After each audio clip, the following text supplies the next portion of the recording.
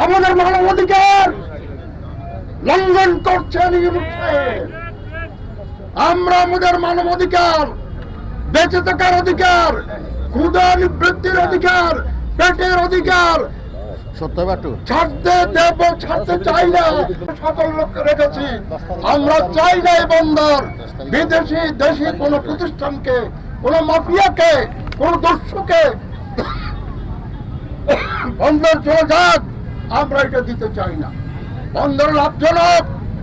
বন্দরের শ্রমিকরা মাথার গাম পায়ে ফেলে, মুখে রক্ত তুলে পরিশ্রম করে লোডিং আনলোডিং বাড়াচ্ছে, মুনাফা বাড়াচ্ছে। আমার কথা না, এটা বন্দর সচিবের কথা। এই জায়গায় কেন বন্দর বিদেশিদের দেওয়া হবে? আমরা বারবার এই প্রশ্ন করেছি। এই প্রশ্নের জবাব সরকারের কাছে নাই, দিতে পারে না, মুখ বুঝে আছে।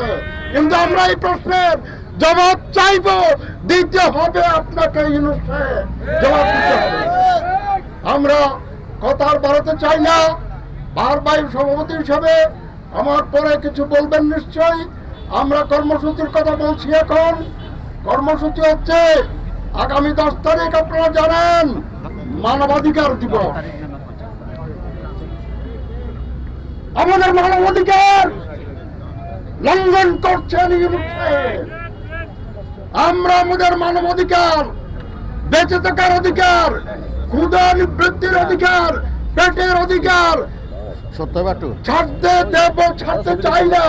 আমরা বিদেশিদের দেব না বন্দর স্বাধীনতা। যেভাবে এসে থেকে তাড়ানো হয়েছে, তাড়াবই, তাড়াবই, তাড়াবই। আমরা সংসদে আছি। আজকে এখন সেই দিনের কর্মসূচি আপনি ঘোষণা করছি।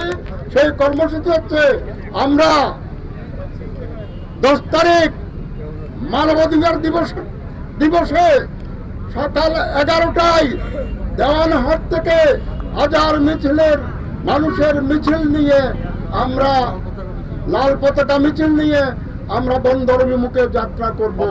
আমাদের রক্ত ঝরিয়েছে, রক্ত ঝরান আপনারা যত পারেন।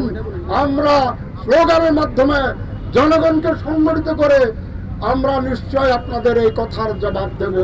আমাদেরকে বন্দর দিতে দেব না, এই কথা বলেই আমি আমার বক্তব্য শেষ করছি। দুনিয়ার মধ্যে